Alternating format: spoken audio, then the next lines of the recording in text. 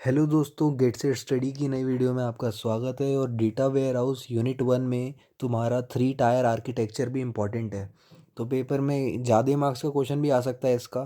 तो इसलिए हम इसको शॉर्ट में यहाँ लिख रखा है मैंने। इसको बता देता हूँ क्या है ये। Data warehouse is an integrated subject oriented time variant और नॉन वॉलेटाइल। इसके बारे में मैं पिछली वीडियो में भी बता चुका हूँ, है ना।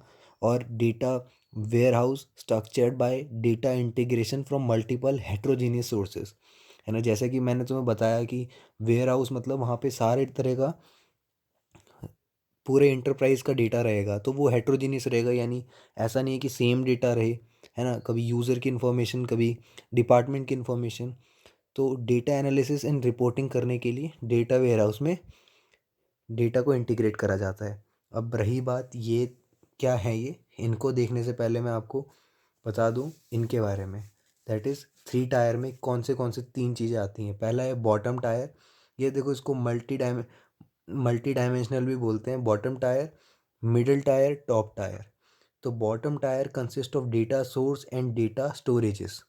तो ये जो डेटा सोर्स है और ये डेटा स्टोरेजेस है, ये दोनों किसके अंदर आते हैं? बॉटम टायर के अंदर आते हैं। ठीक है, तो यहाँ लिखा है कि warehouse database server example RDBMS, यानी रिलेशनल डेटाबेस, है ना। Database management system. तो RDBMS इसका एग्जाम्पल है कि यहाँ पे बॉटम टायर के अंदर इन दोनों का यूज़ होता है ना। और data extraction from operational and external sources होता है बॉटम टायर के अंदर। तो जब भी बॉटम टायर के बारे में पूछा जाएगा, इतना लिखना है तुम्हें। ठीक है, फिर आती है बात मिडल टायर की। मिडल टायर में आता है ओलैप सर्वर। यहाँ पे तुम्हें दिख रहा होगा, ये रहा ओलैप। ठीक है, यहाँ पे हमारे पास क्या है? अदर सोर्सेज और ऑपरेशनल डेटाबेस, ये दोनों, है ना। और यहाँ से क्या है? डेटा सोर्सेज है ये। फिर एक्सट्रैक्ट करना है, क्लीन करना है, ट्रांसफॉर्म, लोड, रिफ्रेश। ये सब करने के बाद हमारा डेटा स्टोर होगा। ठीक है, मेटा डेटा भी इंपॉर्टेंट है, एग्ज़ाम में पूछा जा सकता है मेटा डेटा क्या होते हैं। ठीक है, हमने पहली वीडियो जो इसकी है DMBI की, मैंने उसमें मेटा डेटा का भी आकाश में एक क्वेश्चन करवाया था, वो वाला ध्यान रखना। मॉनिटर एंड इंटीग्रेट, और डेटा वेयर हाउस है ये। अब डेटा मार्ट से, ये डेटा मार्ट पे भी हम पिछली वीडियो में डिस्कस कर चुके हैं।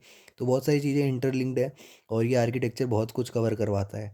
तो इसके बाद ओलैप इंजन आता है, ये रहा ओलैप सर्वर। ये सर्वर में मिडल टायर के अंदर इसको काउंट करा जाता है। तो है क्या इसमें? ओलैप सर्वर इम्प्लीमेंटेड यूजिंग रोलैप और मोलैप। अब तुम ये सोच रहे होगे ओलैप क्या होता है, तो इससे भी क्वेश्चन आता है ना। ऑनलाइन, OL यानी ऑनलाइन एनालिटिकल प्रोसेसिंग। ठीक है, तो R है तो relational online analytical processing, M है यानी multi dimensional online analytical processing. अब क्वेश्चन में ये भी आ सकता है कि इन दोनों में अंतर क्या होता है बारे में, तो मैं अभी थोड़ी देर में बताता हूँ उसको। इससे पहले हम टॉप टायर तीसरा पार्ट देख लेते हैं, है ना। क्या है? Front end client.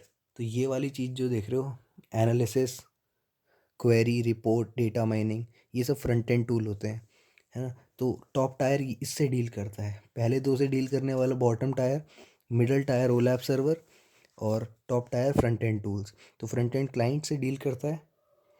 और लेयर विच इंक्लूड, इसमें क्या क्या इंक्लूड होता है? Query reporting tool, analysis tool, data mining tool, है ना। Data mining tool. तो ये सब आ गया हमारा आर्किटेक्चर के अंदर। ठीक है, किसका आर्किटेक्चर है? 3 टायर आर्किटेक्चर है डेटा वेयर हाउस का। अब आता है ओलैप से रिलेटेड क्वेश्चन आ सकता है, उसको भी देख लेते हैं एक बार, ये वाला। ठीक है, देखो मेरे पास जगह कम थी, यानी मेरे को एक ही इसमें पेज में करके दिखाना था तुम्हें, इसलिए मैंने ऐसा लिखा है। वरना लिंक मैं तुम्हें डिस्क्रिप्शन में भी दे दूंगा। गीक्स फॉर गीक्स से लिया गया है, और तुम्हें इसको अच्छे से डिटेल में पढ़ने को मिल जाएगा वहाँ पे। मैंने यहाँ सिर्फ शॉर्ट पॉइंट्स लिखे हैं। ठीक है, तो OLAP server online analytical processing. और ये क्या है? To gain insight. असल में ऑनलाइन जो भी हमारे पास प्रोसेसिंग करने के टूल्स होते हैं, यहाँ लिखा set of software tools use for data analysis in order to make business decision. जो भी बिजनेस के डिसीजन है उसको लेने के लिए अगर सॉफ्टवेयर टूल्स का यूज़ कर रहे हैं हम, जो कि ऑनलाइन मौजूद हैं, और डेटा एनालाइज करना चाहते हैं, तो हमें ओलैप सर्वर्स का यूज़ करना पड़ता है ना। Based on multi dimensional database model. तो ये किस पे बेस्ड होता है? मल्टी डायमेंशनल डेटाबेस मॉडल, अगर सिर्फ ओलैप के बारे में पूछा जाए तो। ठीक है।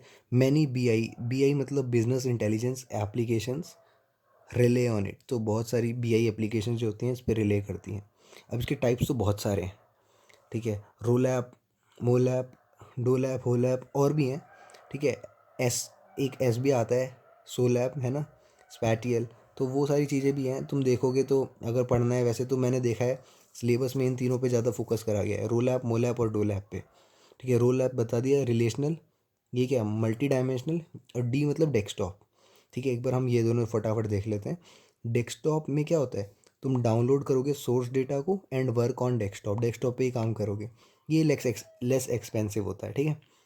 होल ऐप की बात करें तो ये हाइब्रिड होता है, कंबाइंड फॉर्म होता है रोल ऐप और मोल ऐप की। अब ये रोल ऐप मोल ऐप क्या है, तो रिलेशनल ऑनलाइन एनालिटिकल प्रोसेसिंग है ना, data stored in relational database, जैसे कि नाम से ही पता चल रहा है। तो RDBMS से रोल ऐप और फिर फ्रंट एंड के टूल्स में काम होगा। ठीक है। मोल ऐप में क्या होगा, multi dimensional view of data, data को मल्टी डायमेंशनली देखा जाएगा। डेटाबेस सर्वर है, यहाँ पे लोड करा SQL और यहाँ पे रिजल्ट आया। ठीक है। अब ये क्या है, मोलर सर्वर, यहाँ पे मेटा डेटा रिक्वेस्ट हुई और फिर ये फ्रंट एंड टूल है, यहाँ पे सेट रिजल्ट और सेट है। ठीक है। यहाँ पे रिक्वेस्ट डाली जा रही है फिर से। तो यही था। और इसके बारे में इतना ऐसे डायग्राम बना के लिख देना अगर आएगा पेपर में तो, वरना एक बार अंतर वगैरह पढ़ लेना। मैं डेटा वेयर हाउस वाला लिंक भी तुम्हें दे दूँगा डिस्क्रिप्शन में, जहाँ से ये डायग्राम मैंने बनाया है, गीक्स फॉर गीक्स सोर्स है।